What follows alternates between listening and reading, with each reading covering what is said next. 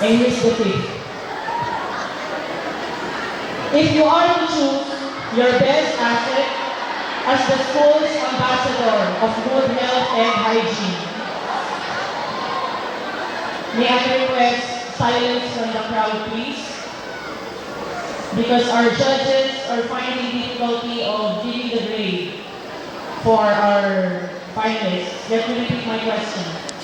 If you are to choose your best asset as the school's ambassador of good health and hygiene, what do you think is that?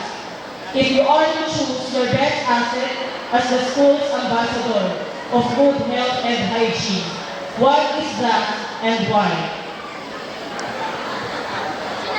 As a freshman student, I am a role model to them who is practicing good nutrition diet, eating the right food, and having exercise every day in a good hygiene. And I also have a healthy environment. Alright, so you must see him eating at the canteen and performing some exercises to prove it.